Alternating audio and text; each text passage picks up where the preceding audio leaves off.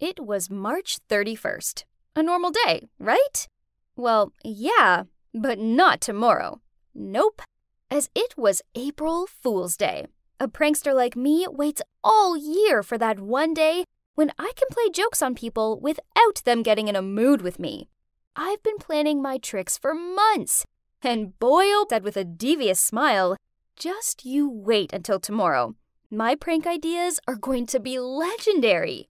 I thought Aya would want to know more, but nope. She just blew her fringe out of her face, then sighed out, "Fleur, why don't you just give it a rest this year? Reality check. No one finds your pranks funny. Only uncomfortable and annoying." What? No way! That's not true. People love my pranks. Aya continued, "Do you remember your pencil prank on Luna last year?" I nodded and let out a snort. How could I forget that prank, as it had been so... I shrugged.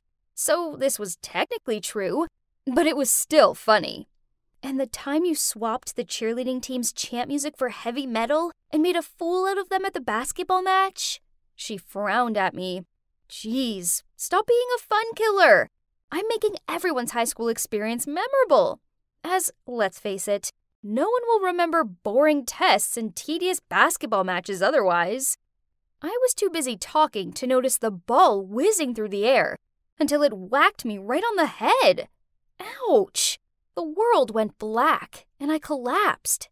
I opened my eyes to see Aya and some other kids gawping down at me. Then my teacher rushed over and shooed them off. "Fleur, are you okay?" Her and Aya helped me sit up, and while I rubbed my head, I replied, "Yeah, I'm fine, but I do feel a little dizzy." The teacher thought it would be best if I went home early, so she told Aya to take me back. I was so tired, but I knew sleeping when I might have a concussion was a bad idea, so I chilled out and watched a movie in my room until Mom came home from work. Okay, so my head hurt, and the room was still spinning, but there was no way I was going to let this small accident ruin my big day. I had planning to do, so I grabbed my notebook and checked through my prank ideas and prop list.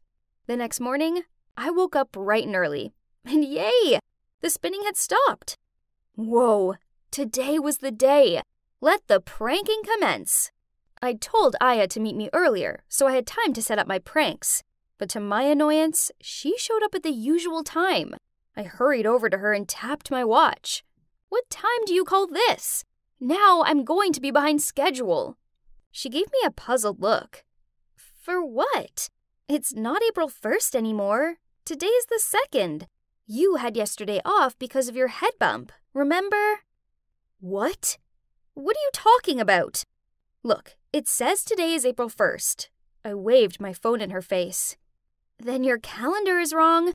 Check your settings or something. Now, let's go." She walked off. "No way. Don't think you can fool me," I said while trying to run after her. As soon as I arrived at school, I joined my friends in the canteen for breakfast, and Kelly looked at me and said, "How's the head?" I told her it was fine and passed her an Oreo. You know what? She ate it with no hesitation, but after one bite, she spat it into her hand. "Ew, what is that? Yuck!" I laughed at her and said, "Ha! That's toothpaste sandwiched between Oreo biscuits. Okay, I'm sorry. Drink this." Then I passed her a bottle of cola. She took a big gulp, then immediately spit it out. "Hey, this is so gross." Then she ran to the bathroom to clean her mouth. Yep, I put soy sauce in that bottle. I followed her to the bathroom to check on her and found her rinsing her mouth out under the tap. When she finished, she frowned at me and said, "Fleur, this isn't funny.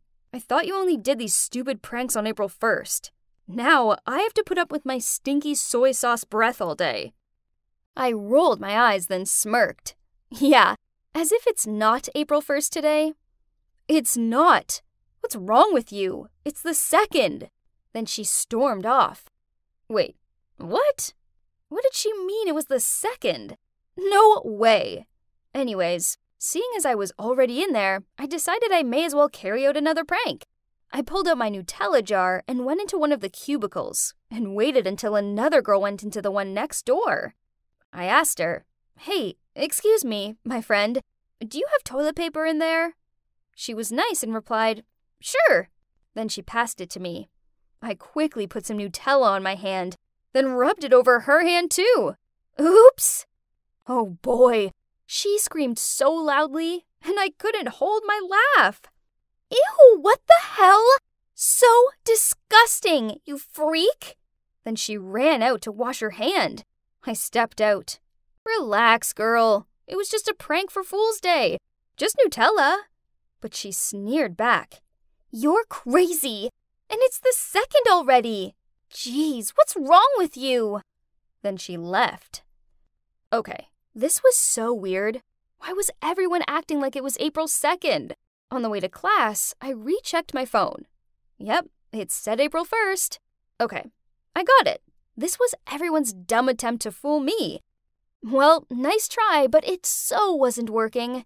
As it was the 1st, which meant it was time for math class. I took my seat in class and waited, but, Why did Mr. Simmons, the chemistry teacher, walk in?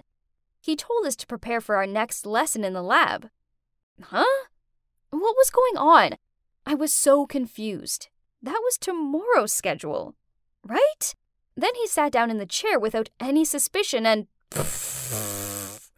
a big fart sound came. I laughed so much my sides hurt. I couldn't believe it. I do this every year, but they fall for it each time. But hang on, why was everyone so quiet? I looked around and realized I was the only one laughing. Oh, come on, everybody. It was fun. The typical joke for April Fools. Mr. Simons held up the fart pillow and gave me a stern look. Fleur, I don't expect this behavior from someone your age, especially seeing as it's not even April Fool's Day anymore. And can you believe it? All my classmates agreed with him. No way! Everyone was crazy. No, it is. I know it is. You're all lying, I replied in a panic before I gathered up my stuff and ran out of the classroom. I really needed some space to think this through. It was all so crazy. I couldn't have zoned out for an entire day. Could I? Or the ball hit me so hard that I lost my memory? I remember having dinner, then staying up late to plan out my pranks, and I know I was tired, but no way. They were the crazy ones, not me. Anyway, lab time. I was the last one to walk in, and I sat down at my bench and started on the experiment. I guess I wasn't focusing properly as I poured the chemical into the beaker, and boom! The next thing I knew, I was covered in this weird green powder stuff. Still, no one was laughing. Instead, they were all staring at me and asking if I was okay. Then Mr. Simons asked them all, Why is this chemical bottle here? What a mistake! Embarrassed, I ran to the bathroom to clean my face. Geez, I looked like the Grinch. It was super tricky to scrub off. Ugh! I hoped I wouldn't be stuck with this color forever. But was it someone's prank on me? But if that's the case, then why did no one laugh? I sure would have laughed at me if I was them. Finally, the green powder started to come off, and then I went back to class. On top of my backpack was a folded-up note with my name on it. I opened it. Hi, Fleur. There's something important I want to tell you. Meet me in the hall after class. Devin, X. My heart instantly fluttered. I'd had a crush on Devin for, forever. But, oh, I got this. This had to be a prank. Everybody knew I liked him, so they did all of this to embarrass me. Devin must be involved this time. I glanced over at him, and he smiled, then gave me this cute wave. Whatever, this was definitely too good to be true. Enough. I wasn't going to let everyone laugh at me anymore. So, as I followed Devin to the hall, I took a sip of water, but I kept it in my mouth. Then, when Devin stopped walking and turned to face me, I squirted the water up into the air like an elephant, then said, Ha! Gotcha! I'm no fool. He wiped his face onto the back of his sleeve, then looked me straight in the eye and said, Fleur, I have feelings for you. I waited until today to tell you, as I didn't want to do it yesterday on April Fool's Day, as you'd probably think it was a joke. So why do that to me? I stared at him speechless. The highlighted words that I'd heard were feelings, yesterday, and April Fool's Day. I started laughing a fake laugh, but then it turned awkward, 'cause his serious expression didn't budge. You're kidding, right? I muttered out, but he looked totally devastated. Oh no, I didn't want to upset Devin. I was just confused with days and, as if I actually missed April Fool's Day. What a bummer! I realized my prank had gone too far, and how it could have hurt his feelings, so I blurted out, I'm delirious. I'm so sorry. Then came an awkward silence. Suddenly, Devin's sad look changed into a smirk, and he began to laugh, the expression on my face. Then Aya appeared and said, Gotcha! So it turns out it was actually April the 1st, and I hadn't actually missed a day with the teachers to plan today's prank. No, this couldn't be possible. Guess what? It's still April Fool's Day. The next thing I knew, I was glad fooled me good. After that, I didn't carry out any more pranks. I was just happy to have a chilled rest of the day. Then, when I was walking home, Devin caught up with me and said, Floor, I'm sorry. But actually, not everything was a joke today.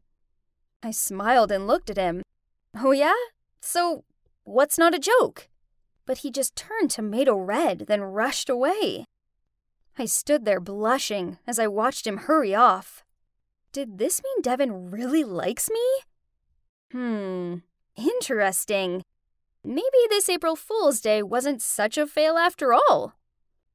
I was sitting on the couch watching a movie with my mom and dad, when suddenly the door slammed shut and we all turned our heads to see what happened. Yep, that's my big sister Taylor making an entrance. She slumped down on the couch and banged her feet on the coffee table. Then, as she scrolled through her phone, she looked up at us and huffed out, why are you all gawping at me like I'm an animal in a zoo? Am I not welcome here? Flustered, my mom immediately replied, No, sweetie, we're all delighted to have you home. Then she turned to me. Anne, darling, go and get your sister a drink. I jumped up to my feet and did as Mom asked. I know what you're thinking. Why is everyone letting Taylor get away with her Little Miss Rude routine? You see, after a huge argument with Mom, she left home at 18 and decided to ignore Taylor's attitude and just go along with it. That afternoon, Mom asked me to go to the grocery store with her so we could buy Taylor her favorite foods, as well as a welcome back gesture. Then we spent ages preparing this delicious meal. I excitedly rushed up to Taylor's room and knocked on the door. Taylor, dinner's ready! She shouted back. Go away! But it's hamburgers, and we got a special dessert, I replied. Poof! I hate hamburgers, and there's no way I'm eating some sugar-laden dessert. I went downstairs and told Mom that she wasn't coming. Mom shrugged and tried to act like it was no big deal, but I could see the sadness in her eyes. Dad tried reassuring her by saying, She probably just needs time to settle in. Yeah, she's probably just tired, I added. Mom forced out a smile and thanked us both. Then she prepared a plate of food and asked me to bring it to Taylor. I knocked on her door and told her the food was outside. She shouted back at me, Take it away! I don't want it! I left it outside of her room, but later on when Mom went up to bed, she saw the untouched plate of food still there. She picked it up and she took it downstairs and made out like it was no big deal. She wasn't fooling me. I could tell that she was biting on her gum to stop the tears. When I was little, I idolized my feisty, beautiful older sister and her carefree nature. The problem was that she didn't seem to like me. All she ever did was 7 years on, and I thought things would be different. She wasn't a teenager anymore. She was an adult. But nope. It seemed clear that Taylor hated me even more than ever. I don't know why. Didn't she view me as a proper sister because we had different dads? You see, my dad isn't her dad, as her dad left when she was a little girl. Then Mom met my dad and had me. I don't know. I just couldn't figure out why she still disliked me so much. As the weeks went on, Taylor didn't seem to settle in at all. Morning, She covered the house in her clothes, plates, cups, etc. She was the messiest person ever and never cleaned up after herself. One time, I came downstairs to see her sitting at the dinner table, munching on the sandwiches I'd made for school. Then, when I politely told her this, she snorted and said, "They're gross anyway, so I'm doing you a favor." Then she took Mom's car without asking her. Taylor just smirked, threw the keys at her, said, "You're out of gas," then walked off. Mom tried to keep calm and distracted herself by tidying up. So I tried hugging her, but she shrugged me off and told me to go away. It felt like Taylor could get away with everything, while I was the one getting snapped at for nothing. Still, then peace would be restored to our household. Just when I thought things couldn't get any worse, they did. I was reading in the living room when I heard voices coming from outside. I went to check it out and saw Mom and Dad talking to our new neighbor. They sure looked friendly. Then Taylor appeared and grinning said, "Making friends with the neighbor, are you, Mom?" Mom flustered out, "Taylor, this is Bill, my old classmate and our new neighbor. Isn't it a small world?" "So, you're Mom's age?" "Whoa, you don't look like it." "Hang on, didn't you say you had a crush on some—" Mom and Bill gave awkward looks, while Dad was gritting his teeth. Uh-oh, he didn't look happy. "Lovely to see you, Bill," Mom muttered out before she pulled Dad and Taylor inside. Behind closed doors, she frowned at Taylor, but she just shrugged and left. This must have been playing on Dad's mind, as that evening I overheard him question Mom.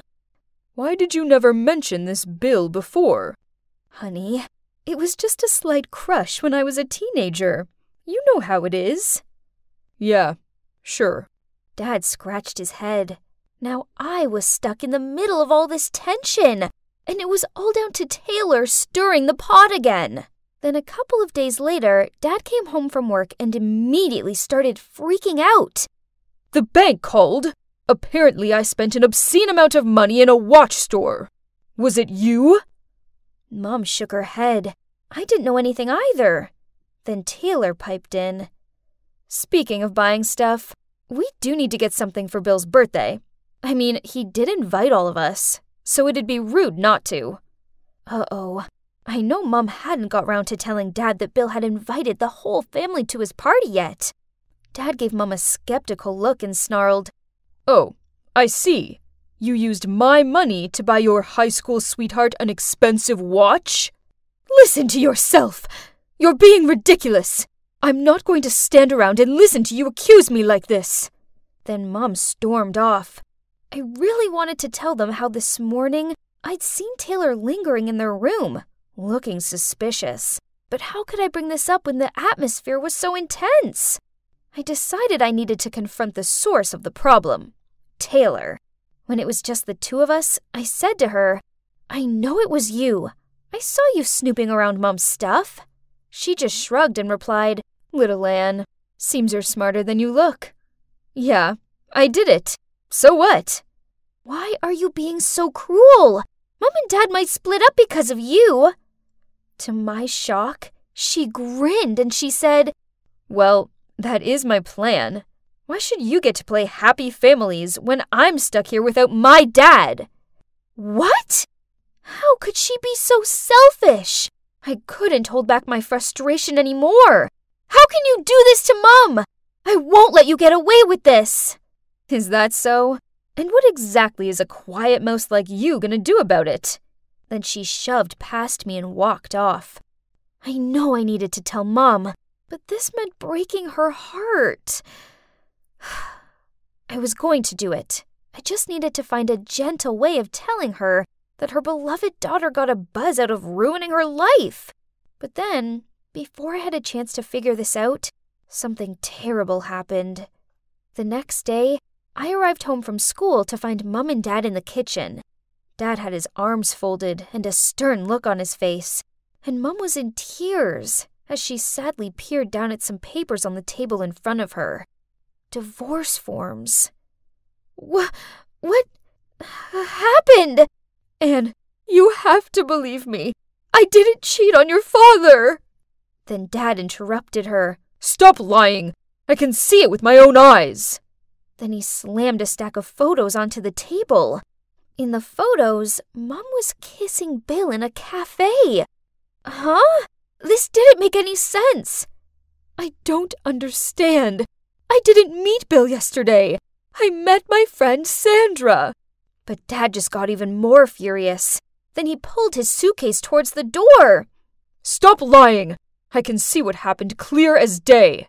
I can't trust you anymore." Then he left. Mom cried harder after that. I didn't know what to say or react.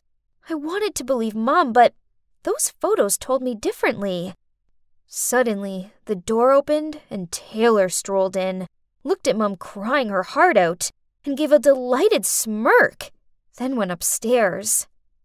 That's right, Taylor! She must have something to do with this.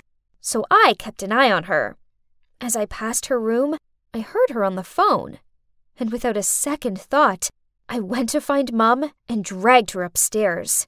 "Anyway, I owe you this time, dude. Yeah, those photos did the job." "Yeah, thanks. Your Photoshop skills are brilliant. They look so real." My mom froze. A second later, she pushed the door open. Then Mom looked at Taylor and mouthed the word, "Why?" Taylor burst out laughing, shrugged, then replied, "It's payback for loving her." She pointed at me. "More than you love me. I want you all to suffer for living happily together. Why does she have you both, while I have nothing?" Furious, Mom slapped Taylor across the face and shouted out, "I'm ashamed of you, and I want you to leave right now." Taylor clutched her face and snarled back, "With pleasure. I hate it here anyway." Then she stormed out of the room, slamming the door behind her. I hugged Mom, and we both started crying.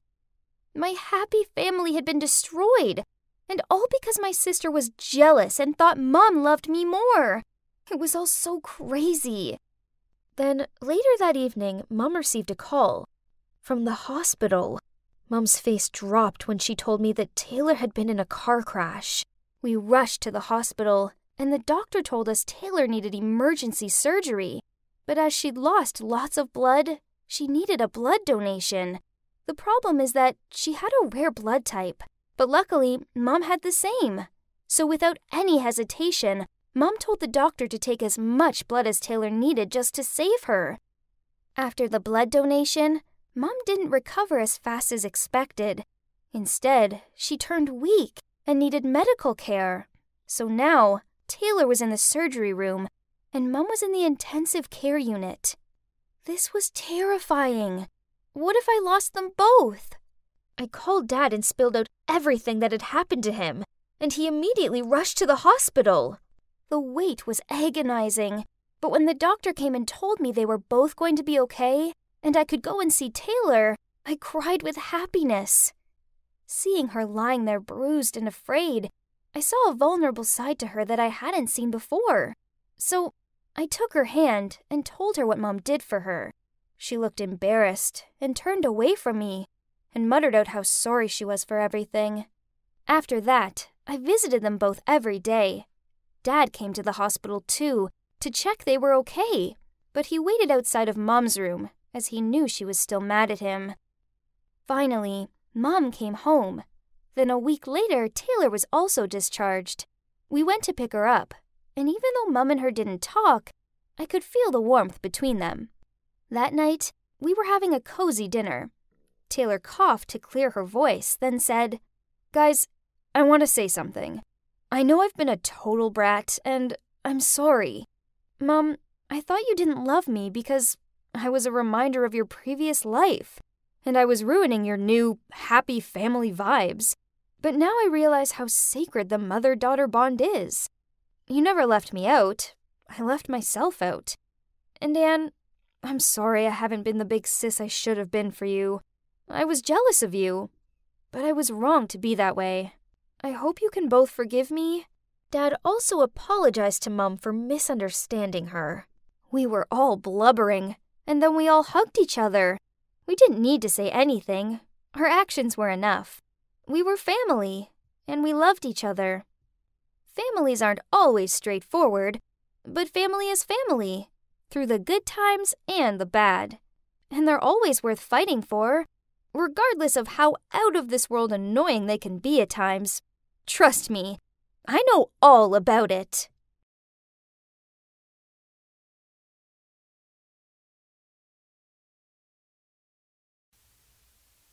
It was just a regular school day, and I was sorting out my locker when suddenly I heard hushed whispers and noticed that everyone else was staring at something. Okay, so turns out it wasn't a something, but a someone, as this pretty girl strutted down the corridor like it was a runway or something. Ugh. Why was everyone gawping at her, rushing over to greet her, and sticking notepads in her face for her to sign? I hugged my books and muttered, geez, there's nothing special about her. So, my name's Lily, and I'm just a normal girl. My family, yeah, they're normal. My appearance, normal. And my social status, well, that's just normal too. I coast through life, and that's it. Nothing exciting ever happens to a regular girl like me.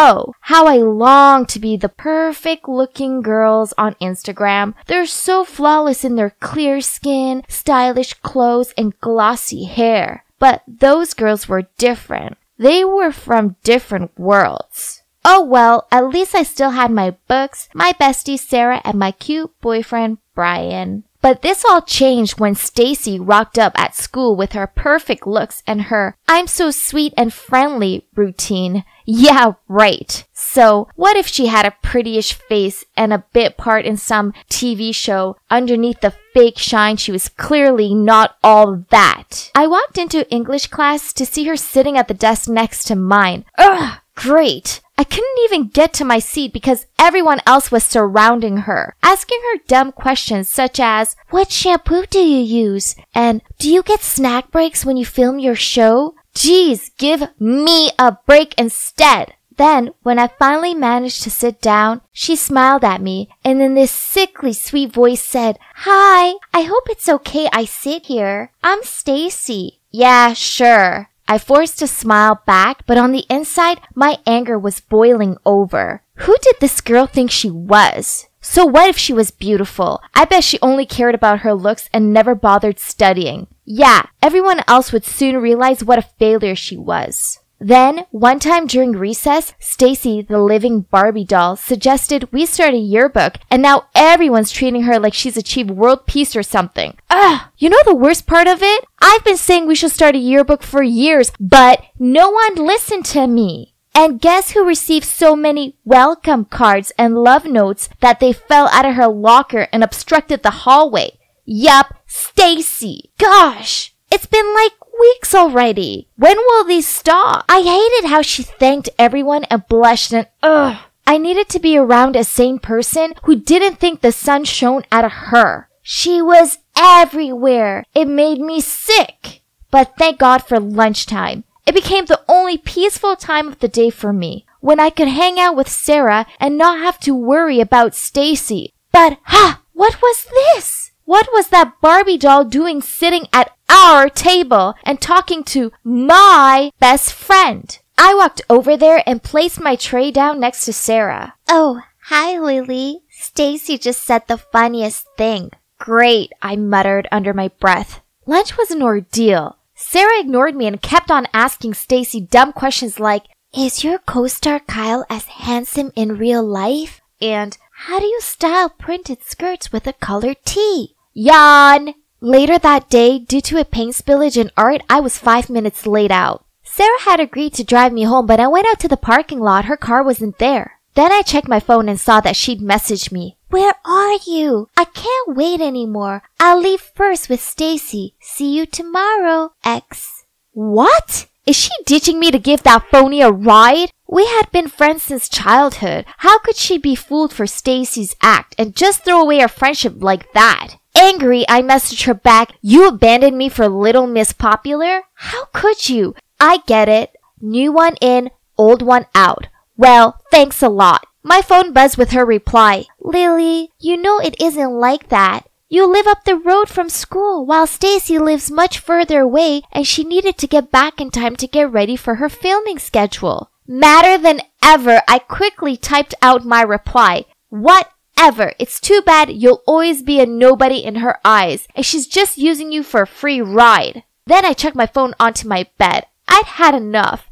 Sarah had made her choice, and it was to be friends with that fake over me. Sarah may have fallen into the Stacy trap, but at least I still had Brian, right? One afternoon, I was talking to him out in the schoolyard when Stacy tottered past. Even her try-too-hard walk was annoying. She smiled over my Brian. Then she deliberately tripped up and dropped the books she was holding. I grabbed Brian's arm to stop him from going over, but he shook himself free from my grip and went over to her anyway. I watched him help her pick her books up, and then she blushed and squeaked out a "thank you." She was the worst. When he walked back over to me with this big grin on his face, I couldn't take it anymore. So I blurted out to him, "How dare you leave me to help her?" He gave me a confused look. "Lily, I was just helping her out."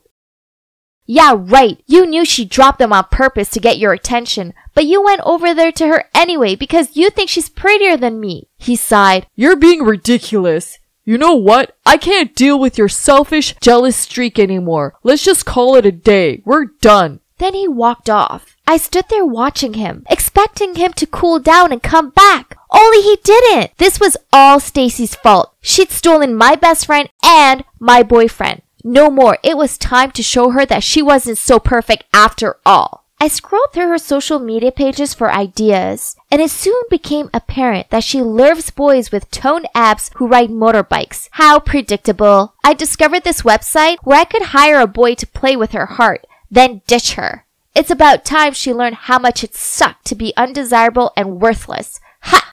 I found the perfect guy called Josh. He was 19, a gym addict, and he had a motorbike. Whoa, he was expensive, but it would be worth it, right? I arranged to meet him at the local coffee shop, and geez, he was even more handsome in person. I wished I could use this money to actually make him mine. Sigh. So, the deal is, he's gonna flirt with Stacy, make her love him deeply, and then break up with her. The next Monday, I walked out of school to see Josh parked up to the school gate, holding his helmet and looking like he belonged in a movie. Naturally, every girl was staring at him, but he made a beeline for Stacy. Then, just 1 week later, I saw him picking up Stacy from the school. Whoa! I knew that! I knew I had chosen the right person. Josh was such a lady killer. They looked super close, and I had to remind myself that he was just an actor and he was doing his job. Haha! She was gonna be so heartbroken. But a few weeks later, and he was still picking her up. Huh? Why hadn't he broken up with her yet? So I called him up and asked him what was taking him so long. He replied that he would do it soon. He was just making her fall for him more before he did it. Brutal. Only the weeks passed by and he still hadn't ended it. Then I was walking past the movie theater and I spotted them there, kissing. What? This was not the plan! Furious, I had arranged to meet him the next day at the coffee shop. He walked over and couldn't even meet my eye as he said, "I'm sorry. I can't do this anymore. I will refund you as soon as I can." Why? Have you fallen in love with her or something? I said jokingly. There was a long silence. Then he looked down at the table and muttered out, "Yeah, I have." Why was I the only one on the planet who saw how fake she was? Thanks to her siren ways, I lost my best friend, my boyfriend, and now my savings. This was it. I needed to confront her. The next day at school, I tried finding her, but she was nowhere to be found. Then, as I passed through the school garden, I saw her sitting there. Gotcha! It's time to tell her exactly what I thought of her. I stormed over to her and opened my mouth to speak, but why was she crying? When she saw me, she managed to smile and said, "Oh, hi Lily. Is there a chance you could help me?" I stared at her with disbelief. Did she think I was under her spell and would do her bidding? But then I saw what she was crying about. In her hands was her English essay with a big F on it. So I replied, why me? You're so smart. You answer all the questions in class correctly. I don't want to be judged on my bad grades. That's why I left my last school. The other kids call me a brainless beauty. I moved here for a fresh start, and now I'm still failing. Okay, so in that moment, I realized that there were things I was good at. My grades were good, and I was pretty great at remembering facts. I'd just been so blinded by jealousy that I lost focus on these things and only saw what I didn't have. None of this was Stacy's fault. She never actually done anything bad to me. I'd made it all up in my head because I was jealous of her. So I sat down next to her and said, "No one's gonna call you that because I'll help you study." "You will?" She gave me a hopeful smile and I nodded. "Thank you so much," she flung her arms around me. So that's how Stacy went from being my enemy to my friend. She's actually a really sweet and kind-hearted girl. No wonder why everyone admired her so much. And I was wrong to judge her on her appearance and not give her a fair chance. She's still with Josh and she doesn't know that I hired him to break her heart. But hey, she now has a hunky boyfriend who adores her, so that could be considered compensation, right? Brian and I are still over, but thinking about it, maybe this was for the best. I know I overreacted, but he gave me up so easily, and well, I want to find a guy who won't do that. As for Sarah, I went around to her house with a bag full of her favorite candy, and I apologized for being a jealous jerk. Luckily for me, she forgave me. Now, Sarah, Stacy, and I have become good friends. Sarah and I both help Stacy with her studies, and she gives us fashion tips. And you know what? I've come to realize that I'm pretty after all. I just needed to discover my spark. So finally, I learned that no one's perfect. Perfection is just an illusion. The most important thing is that we feel happy with what we own and never stop improving ourselves. So just be you and let everyone else concentrate on being them.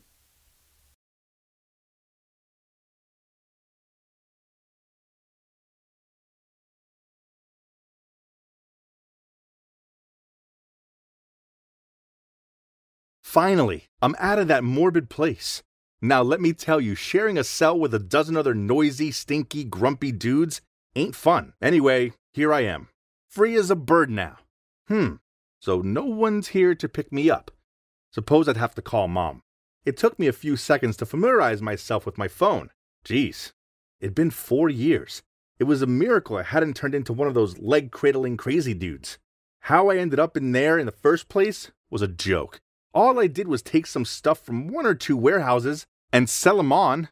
No big deal. Yo, Mom, it's your boy Cole. I'm out, and yeah, I need a lift home. I spoke the moment I heard Mom's voice. Cole, Do you have any idea what hell your actions have put your mother through? My dad was so good at overreacting, but I needed somewhere to stay, so I could handle him. But Dad, Mom, come on, I'm still your son. You have the heart to see me homeless and sleeping next to rats? There was a brief pause. Then Dad grunted, "You can stay for a few weeks, but only for your mother's sake." Thanks, Dad. You're the man. Bingo. My parents were like putty in my hands. This was the life.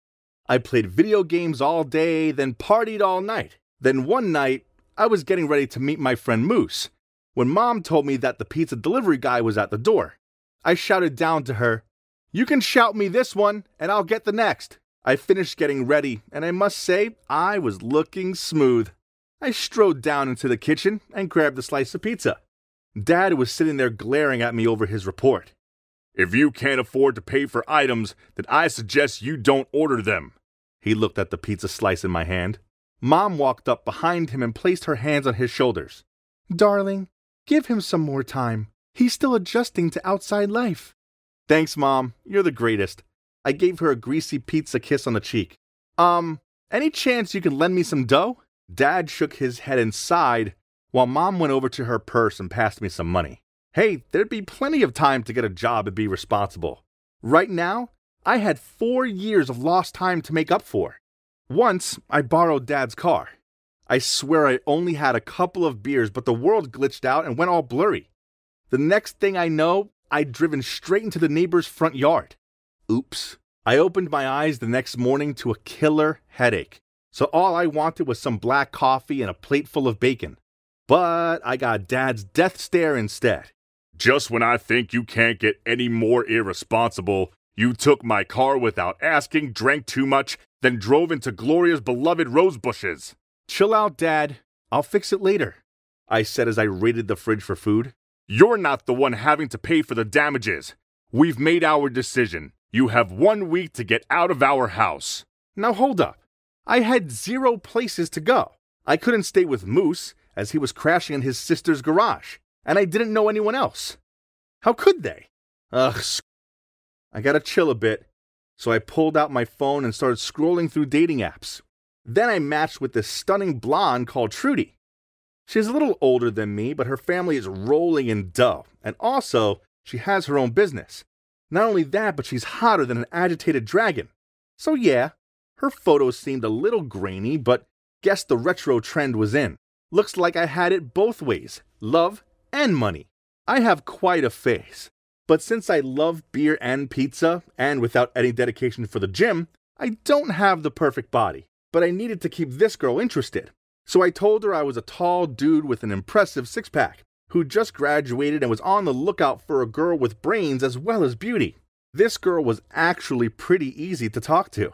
She sent me pictures of her latest purchases, like phones, expensive watches, and designer clothes, along with the promise that when we started dating in person, she'd buy me whatever I wanted. Result: after 4 days of face pics and my priceless conversation, Trudy was smitten, and she sent me a message saying, "Cole, I haven't known you long, but I know how I feel. I love you. X." Okay, that's really fast, but yeah, I've won the lottery over here. Hey, maybe she lied about her look too, but it didn't matter. She's rich. So I replied to her, "I know, babes. I feel it too. X." We immediately arranged to meet in person and decided on a yellow dress code. I looked around the park trying to spot this gold mine, but all I could see was some old lady in a yellow dress. Okay, coincident, but why is she heading my way? The closer she got toward me, the wider her grin was. Cole, right? It's me, Trudy. What? No. How come this corny, overweight, wrinkly old lady be Trudy? I was expecting the blonde beauty from the photos, not Big Bird. Once I got over the initial shock, we sat down and talked. Turns out my dream girl was in her 50s. All the descriptions and photos of her were true, but 30 years ago. She was clearly in the middle of a midlife crisis or something. "You're not the same either," she sneered. "You're barely taller than me. And where's the gym body?" All right, fair enough. I fake smiled. "Yeah, despite you looking different, I still find you very beautiful." That night, I tossed and turned. This was all so unexpected. Trudy was totally not my type. But dating her might not hurt. She was rich. And also, I had to move out tomorrow. So at least she'd pay for me. With that, I sent her a message. "Babe, you're beautiful, and I want to make us official. X." The next day, I moved in with Trudy. Now, let me tell you something. Her apartment was lavish. It was full of the latest tech. Crazy. Seeing as she was so old, she probably didn't know how to use them. She worked a lot, so most of the time I was home alone. And I was free to watch cartoons and movies, munch on potato chips, and play as many video games as I felt like. One time, I was watching a movie when the door opened. And in stepped this glary-eyed dude. I shouted at him, "Hey dude, you have the wrong apartment." He tutted and said, "I can assure you that I don't. I'm Alex, Trudy's son, and you must be Cole. I would say it's a pleasure to meet my mother's gold-digging boyfriend in the flesh, but unfortunately, it's not." What? Trudy has a son? And by the looks, he's even older than me. And how dare he called me a gold digger?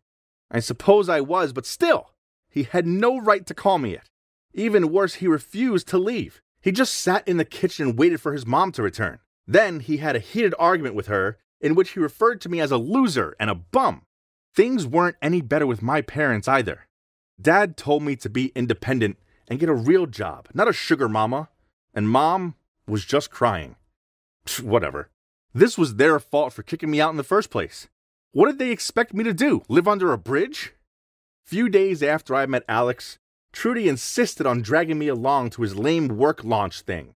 As soon as I got there, I went straight to the food. I was stuffing a mini quiche into my mouth when this girl walked up alongside me and said, "Great minds think alike." I gave her a gormless look. Then she pointed at the food. We both headed straight for the food. I laughed at that. This girl was funny. And hot. Really hot. Her name is Beatrice, and she works for that loser Alex. After that, I started seeing a lot more of this Beatrice girl, as she often popped over with Alex, and while he was arguing with his mom, usually about me, I chatted to her. That was how I found out she wasn't having it easy either. She was behind on her rent because her truant brother had stolen the money and spent it all. I felt bad for her, so I took the envelope full of cash that Trudy had given to me, and I handed it to her. Okay, so I wouldn't be able to buy anything new for a few weeks, but it was worth it just to know that she'd be okay.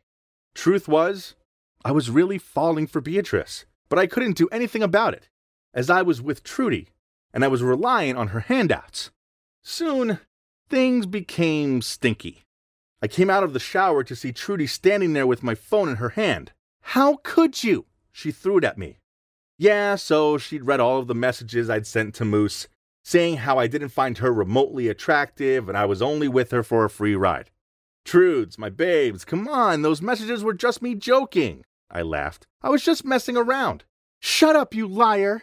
You find me hideous. Alex was right. You were only using me for my money, and worse, you never went to college. Instead, you were in jail." I was about to lay on the cold charm when Alex and Beatrice bursted into the room. Alex shouted at me, "How lowlife you are! What a shameless gold digger! It's appalling. I've told her to report you to the cops." Beatrice interrupted. "No, don't do that. What Cole did was wrong, but he's not all that bad. Please." I was so moved. Took a look around. Trudy was crying. Alex was so furious his eyes were bulging. And Beatrice, well, she just looked disappointed. I then packed my stuff and left in shame. Well, that was a few months ago, and I have a decent job now. Even though I live back at home, I pay my way, and I'm saving up to put a deposit down on my own place. I never should have used Trudy like that. She might be old, but she still has feelings, and the way I treated her wasn't right. I was undeniably a douchebag back then. All I want is to have a happy life with Beatrice. I really love her, which is why I asked her to be my girlfriend, but she rejected me. Man, it stung, but I'm not giving up. Perhaps she might give me a chance once she sees I've changed. I can't fix the past. All I can do now is improve myself and keep on rolling forward.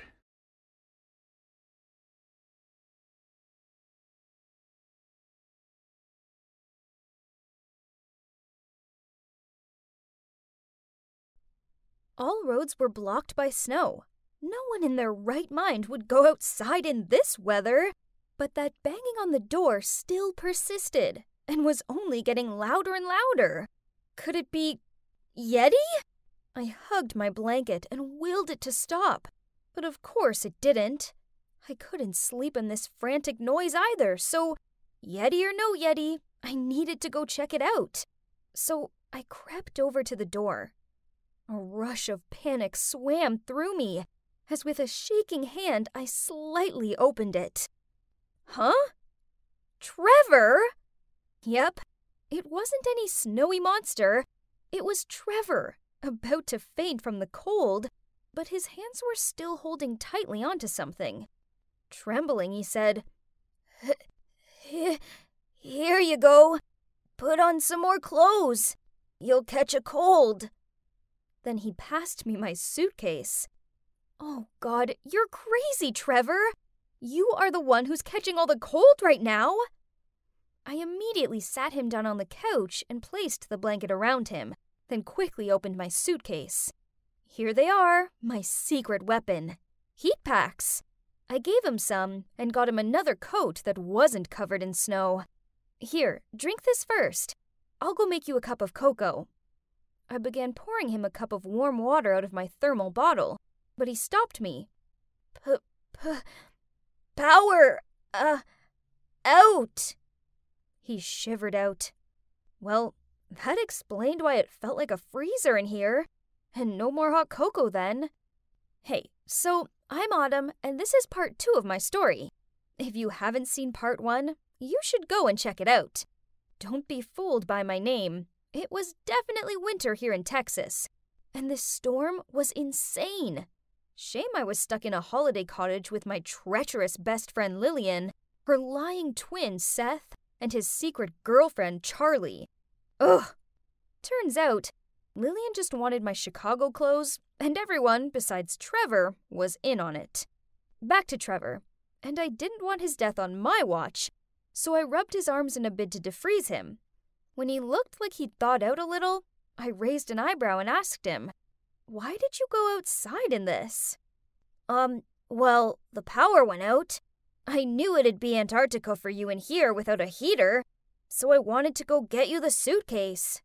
But I ended up locked out, so I had no choice but to wake you up to get in. I'm sorry." "What are you sorry about? It was just a little dumb of you." After that, we chatted about stuff. To be honest, I was super touched by what he did.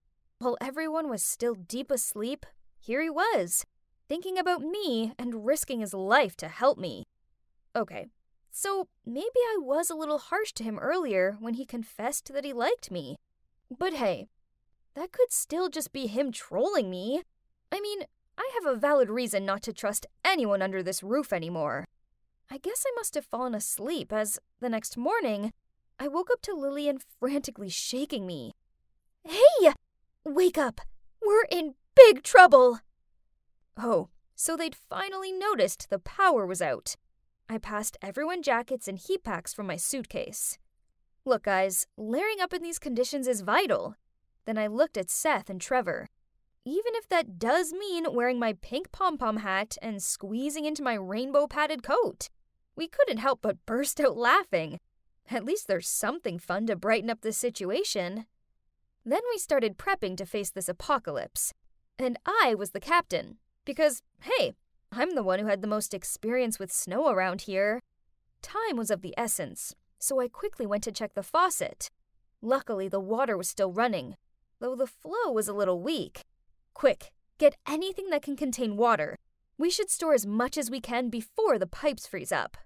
Ugh, look at Seth and Charlie, being all playful and flirty, forming a bucket brigade, with Lillian too. What a thorn in the eyes. So I threw them some towels I'd found and ordered them to go windproof all the doors and windows instead, as Trevor could handle this water storage thing alone. Meanwhile, I checked on our food situation. Fortunately, we've brought enough for 2 days, but it's all frozen now, and we had to ration the food in moderation, as who knows how long this lockdown could be. Hey, should we try using that fireplace? It's freezing, even with these jackets on. Yeah, Seth, why don't you figure it out? Then we started cleaning up all the stuff in front of the fireplace, so Seth could give it a try. But oh boy, what did I expect?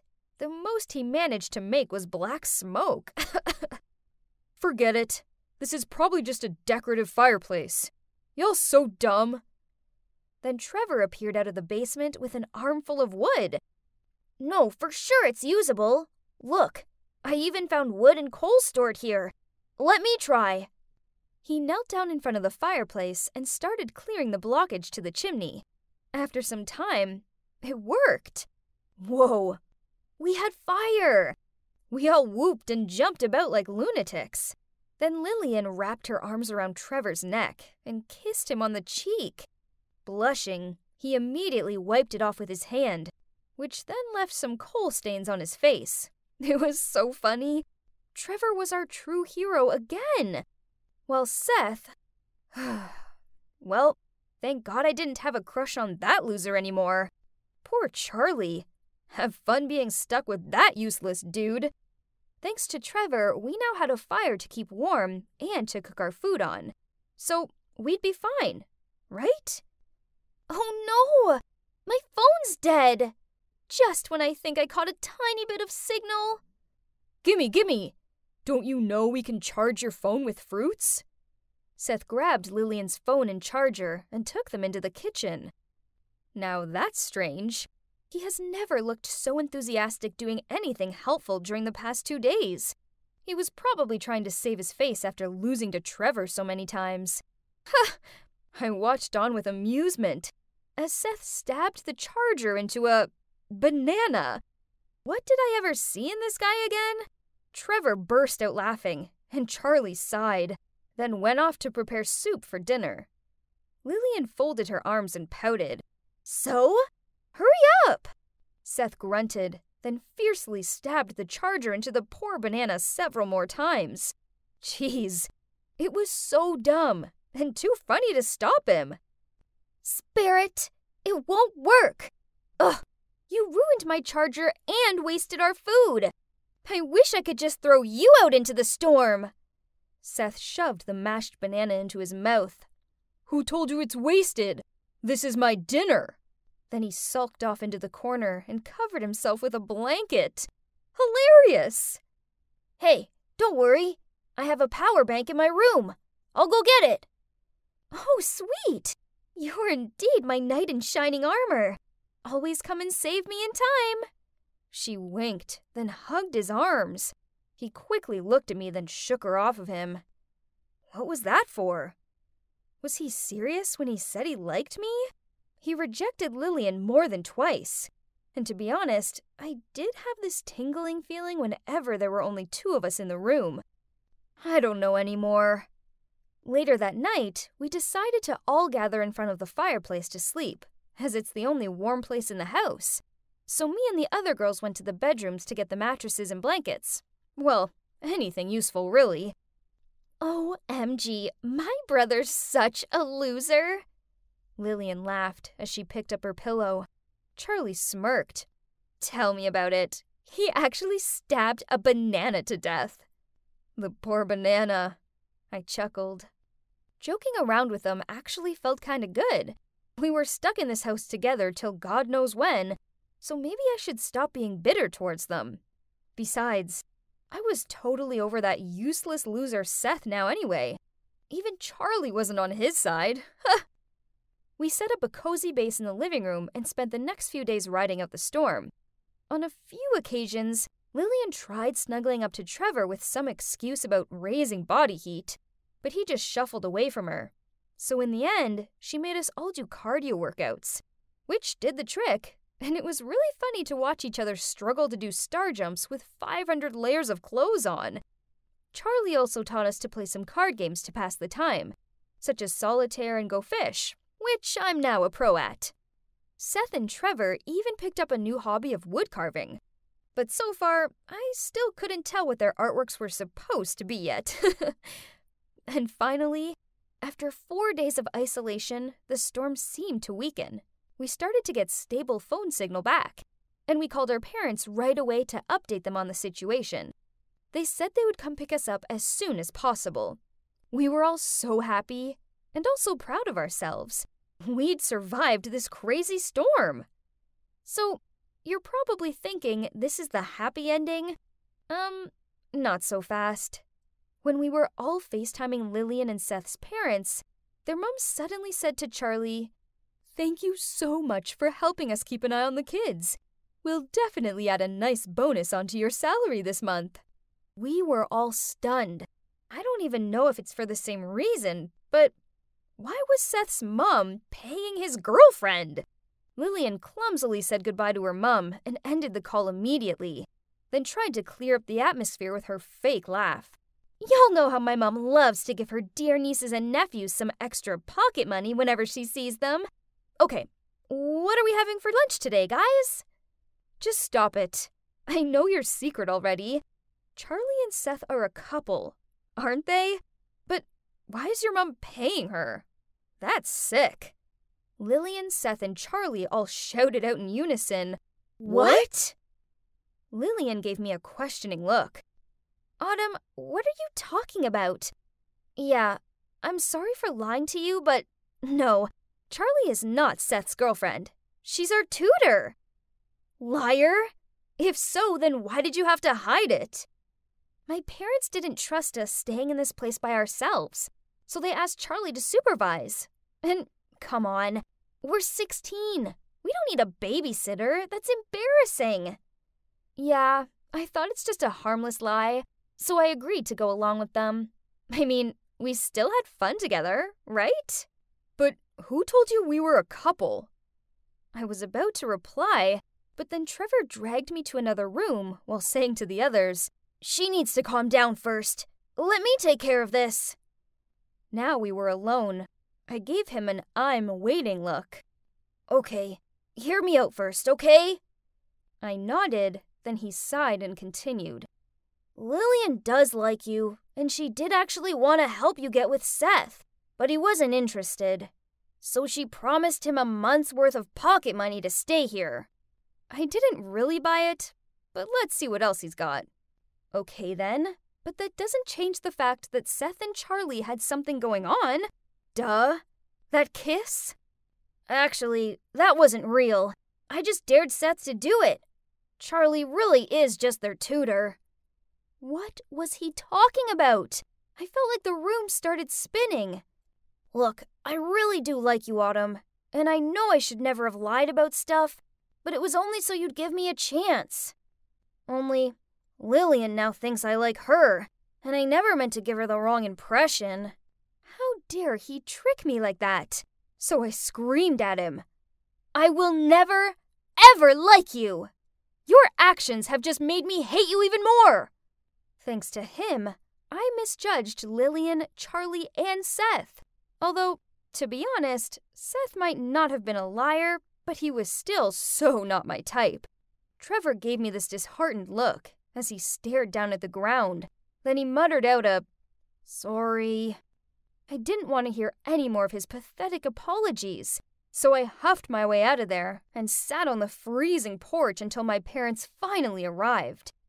After that, things went back to normal. School resumed. Lillian and I are the best of friends, and she now calls me her snowstorm bestie. Aww. As for Trevor, I now avoid him as much as possible. I know he stares over at me at school. I can feel his gaze on me.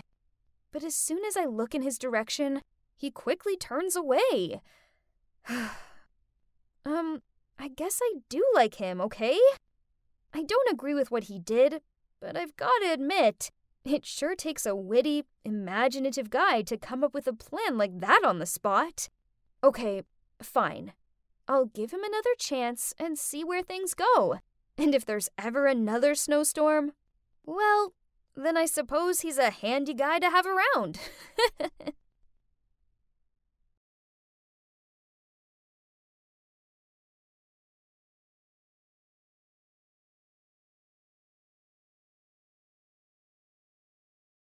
Oh, no. I'd just covered my childhood friend Kevin in coffee, but I'm currently Liana, so he didn't recognize me, as he only knew me as Kai. Confused? Then you should check out parts 1 and 2 first. I frantically apologized to Kevin while looking around for some napkins to soak the coffee up. It's fine, he smiled. I smiled back at him. Yep, he was the same kind, sweet Kevin. Suddenly I heard Diamond's voice. Liana, what have you done? Then she appeared next to Kevin and gently touched his arm. I apologize. She's new. It's okay. It was my fault anyway. I wasn't looking where I was going. That's just typical of you, always taking the blame. She gave him this starry-eyed look. Oh, so you two already know each other? I thought out loud. Yes, Kevin and I went to college together in Oz. I introduced him to Father for this project, as I believe he'll be an asset to it. Now run along and make some fresh coffees. Diamond gave me a stare. As I went off to make coffees, again, I wondered about Diamond. Did she like Kevin? Oh, no. That manipulative girl doesn't deserve such a sweet guy like him. Later that day, we had a meeting where my dad introduced Kevin as the leader of the project. Kevin then thanked him and started talking about his visions for this project. And it was so obvious how all the girls in the room couldn't take their eyes off him, including Diamond. Ugh. The next day after work, I followed Kevin out to the parking lot and shouted his name. When he turned and saw me, he smiled, and I instantly felt warm inside.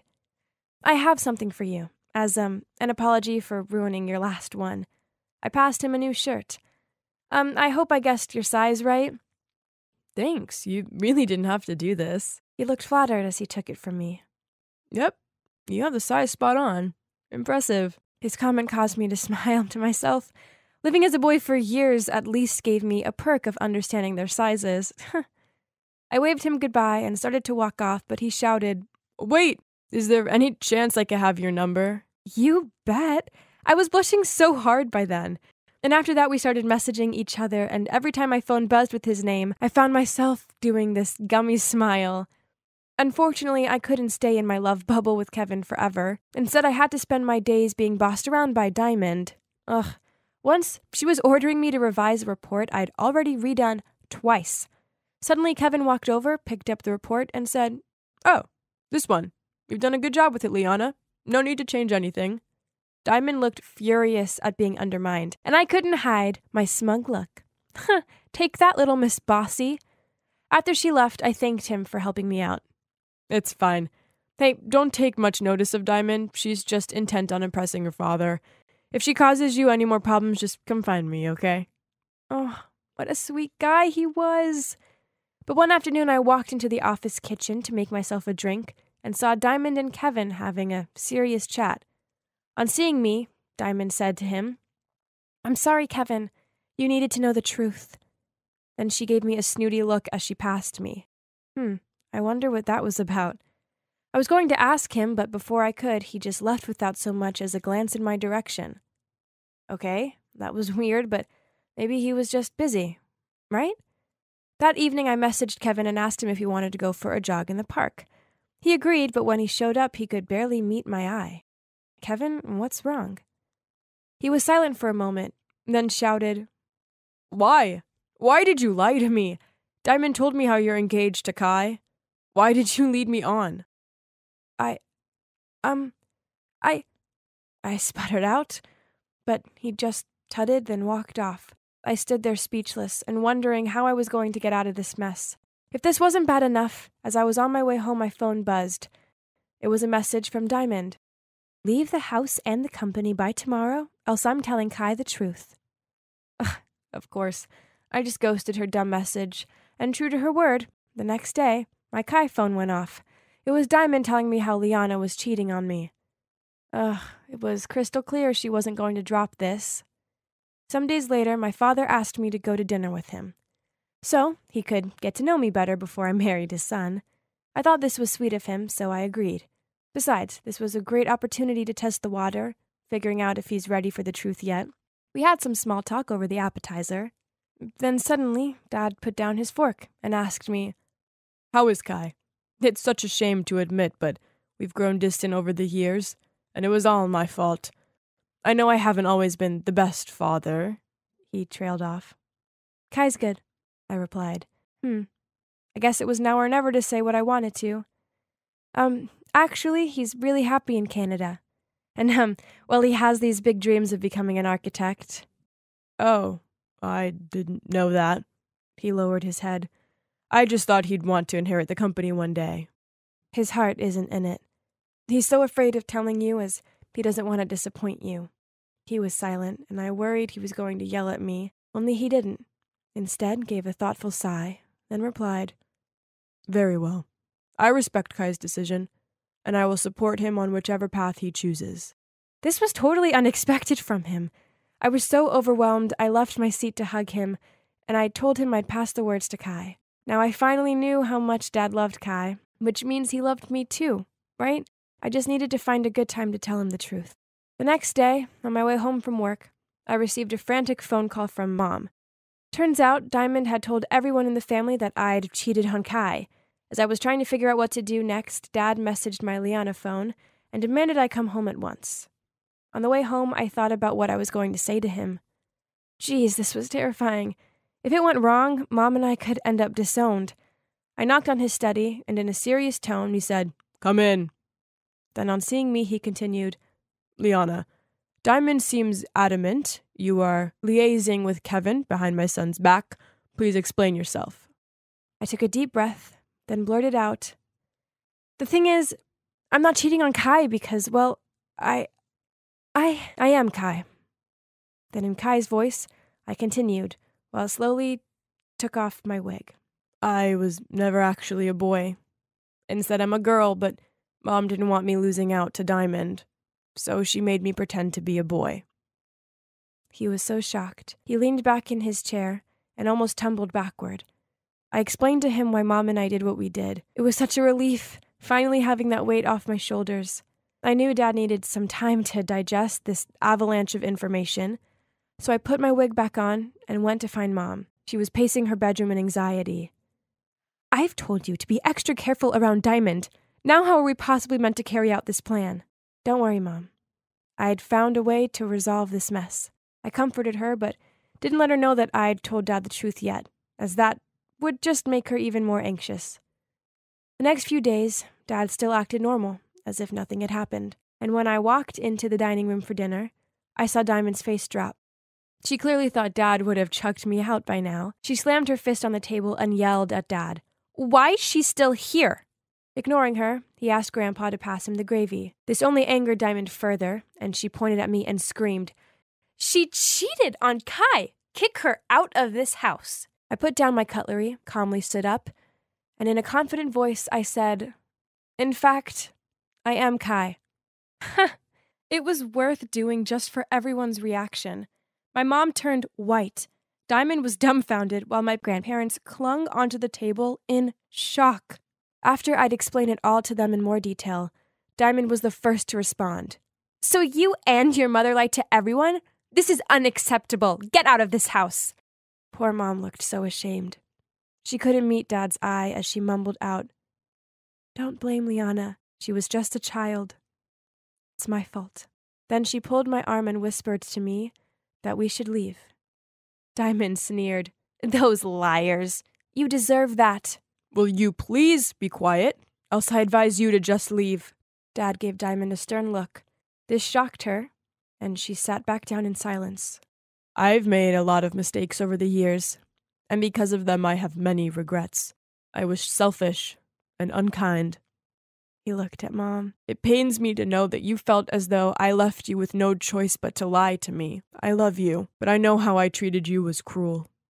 I was so desperate for a child that I sought comfort in someone else. I know I wasn't there for you and Kai, Liana, when you needed me.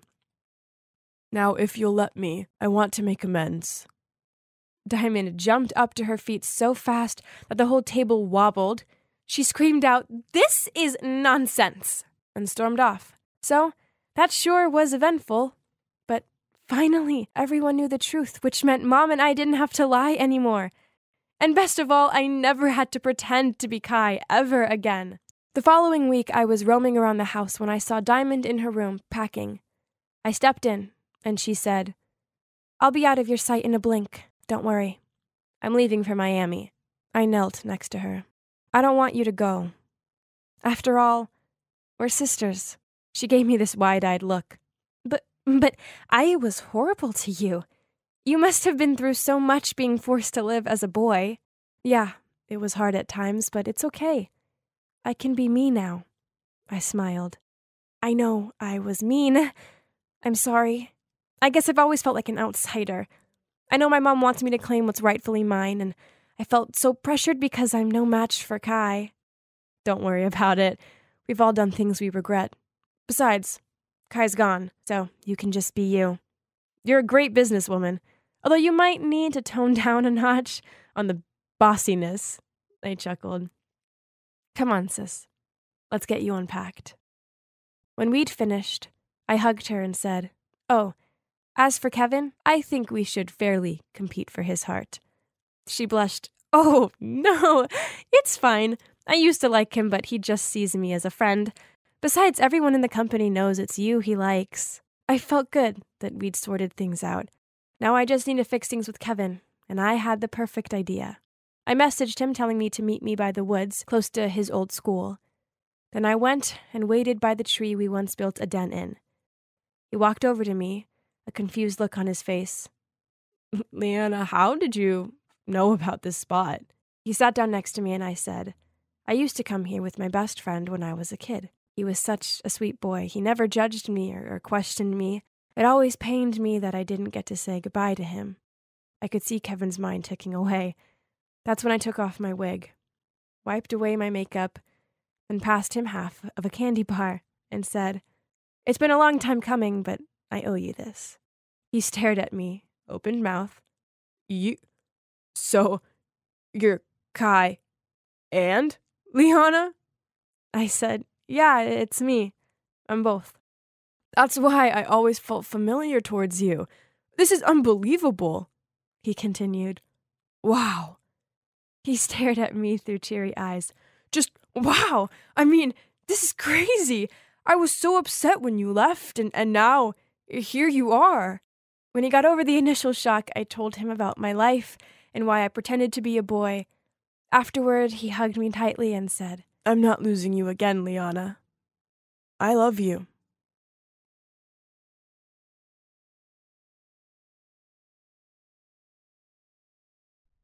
I'd just finished my shift and was walking out of the coffee shop to head home when I suddenly heard a voice say, Hi, are you Catherine Mill? Ugh, what else? I'm exhausted already. I reluctantly turned around to a view that almost made me leap out of my skin. Standing in front of me was a girl with a face exactly like mine. Who are you? I stammered. I felt like I was seeing things. She smiled at me and said, I'm Tracy. Is this wallet yours? Oh, wow, you found it. I dropped it at the Seattle Mariners baseball game. I never thought I'd see it again. That's right. We met there. Then Tracy took out a cap and put it on. Hang on. That hat seemed so familiar. And so did that smile. Are you the one I accidentally bumped into at the stadium?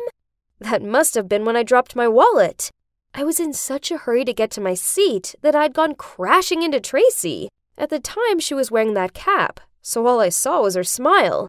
But now seeing her standing here, it was like looking in the mirror. I kept staring at her as she said, Yep, that was me. In fact, I came to find you not just to return your wallet, but because I need a favor. Can we chat for a sec? Sure. Let's go back inside the cafe. What favor could she possibly want? Well, I was about to find out. Catherine, I'm just going to say it outright. We have something in common, don't we? I hesitated to speak up, but I knew exactly what she was talking about. She then continued. I mean, look at us. You're basically my doppelganger, which brings me to this favor to ask for. Kathy, I was hoping you'd impersonate me. I'll pay you, of course. I'll pay you a lot. Before I could even reply, Tracy handed me an envelope and showed me a photo of some very posh-looking people. This is my family, she said. Wait, what? Turns out they were royals, or something close to. Her grandfather had been an earl in the UK, and then they'd moved over here to Washington. They're what you'd call an aristocratic family. So, yep, mega wealthy. Must be nice, I thought. However, it was suffocating Tracy, and that all of the duties that came with being from a family of nobility drove her crazy. Plus, one other little problem. She was in love with a guy that her family definitely wouldn't approve of, because he came from a normal family. Her parents had arranged for her to marry the son of one of the country's richest CEOs. And so that's what led us to now. She wanted to hire me to pretend to be her, so that she could be with her lover boy without troubles. I was stunned. What if someone finds out? I muttered, and shoved the envelope back into her hands, saying that it was too much money. But Tracy just laughed. Oh, this is just the initial payment. You'll receive so much more. Please, I'm begging you. Think about it. Then she looked at me with proper sadness in her eyes. I really did feel sorry for her, but I needed some time, and it would be better to get my mom's opinion on this first. Ever since I'd been a little girl, I'd always talked things through with her. She was the only family I had, and the only one I could trust and rely on. Mom would know what to do. When I got home, I found my mom waiting for me at the table. We ate dinner together in silence, as I could barely focus. She knew something was up right away. Honey, what happened at work? I hesitated, then handed her the photo of Tracy's family. My mom, as you can guess, was shocked to see how much Tracy looked like me, and so I told her what had gone down earlier. I explained that she offered me a ton of money to impersonate her, but that it felt risky. I'd assumed my mom would be dead set against it, but what she said surprised me. That poor girl. Indeed, how people always say it's not as fun as it looks being too wealthy. But hey, A bit of extra money in your pocket couldn't hurt. I mean, you could use it to pay for your vocal training. And at the same time, you'd help Tracy so that she can be with her true love. Yeah, becoming a singer had been a lifelong dream of mine. But because of money struggles, I'd had to put that aside. Mom's right. This was my chance. I had to take it. So I called Tracy to seal the deal. She was over the moon about it, and we arranged to meet the next day to start preparing. I thought I'd just have to learn all of her favorite things and maybe borrow some of her clothes so that I didn't get caught out. But no, there was a whole lot more to it than that. For starters, I had to take etiquette classes. Can you even believe? That first day, I had lessons on how to walk properly. They legitimately did put books on my head to improve my posture. And then came the elocution lessons to teach me how to speak more clearly. Seriously, was this Princess Diaries or what? But the best part, though, was her wardrobe. Wow, her outfits were to die for. Now that's what gave me the urge to dive into the royal life now. Everything was going well until we sat down to go through all of her likes and dislikes. Her dislikes were about a mile long. Oh man, Tracy was one fussy girl. I mean, who didn't like pizza? I basically lived off the stuff. Plus, she was vegan, gluten-free, and had a nut allergy. What did she even eat? But despite that, we got through the week. Every morning I had my etiquette classes, which now were easy peasy. I could totally pull it off as a high society girl. And then in the afternoons, I hung with Tracy and learned everything I could about her. By the end of the week, we got all things set and ready for the swap. So Tracy and I went out to celebrate. "Catherine, look at our faces," she said while squinting her eyes. I took a closer look at the phone screen and gotta admit, despite being pretty identical, there were still some differences between us. Sure, her cheekbones were more prominent and her nose was slightly upturned, but with a bit of makeup, I could fix that, right? Tracy wasn't convinced, though. "Listen, I think you're going to need to get plastic surgery." Wait, I wasn't ready for any of that. But on second thought, I guess that would be all right, as it'd only make me prettier, which would totally help with my singing career. So I went under the knife. Not only my nose and cheekbones were fixed, but they also added a birthmark to my shoulder to match the one Tracy had. I looked like an Egyptian mummy with all my bandages on, coming out of the operating room. But when the day came to remove them, I was amazed. Just a little touch-up could make me look this incredible. I twirled around in front of the mirror in one of Tracy's glitzy dresses, then me. She turned to me and said, "Ready for the family party?" Oh, wow. So my first mission had arrived already. I nervously looked at Tracy, and she just giggled and said, "Oh, don't be nervous. It's just my cousin's baby's first birthday party. No big deal. Although Thomas's whole family will be there. That's the family I'm meant to marry into." Okay, now I was even more worried. Instructed me to just ignore him, as that's what she usually did. He was used to the cold shoulder. Well, the moment I arrived at the party, I was already so overwhelmed. I couldn't believe my eyes. Her cousin's house was basically a palace with butlers and a grand staircase as you entered, just like in the movies. I almost had to pink through to the banquet hall. A banquet hall? How insane! There were crystal chandeliers hanging from every part of the ceiling, and the room looked like it was literally made from gold. I noticed Tracy's dad standing in the middle of the room with a young couple and a baby. That would be Tracy's cousin, and the baby was obviously the reason this insane party had been thrown. I took a deep breath, gathered myself, and walked towards them in the way my etiquette teacher had taught me. I greeted them casually, and it seemed no one sensed anything weird. Not even Tracy's dad. However, I was still afraid someone would realize. So I grabbed a glass of wine and went to stand in the corner just to be safe. While I was fiddling with the glass and trying not to make eye contact with anyone, a guy came up to me and clinked my glass. Oh boy! The coolest, most handsome guy ever was standing there grinning at me. I smiled back at him politely, trying not the happy couple. Suddenly, I heard Tracy's dad from a few feet away, speaking towards us. "You two look exquisite together. Be good to him now, Tracy, won't you?" Yep, it's Thomas, the fiancé that Tracy doesn't like. But heck, he was just so good looking. I quickly walked away towards the myself from Thomas. As I picked up a third one, I heard Thomas scream. I dropped the cookie in shock. Right. I was supposed to be allergic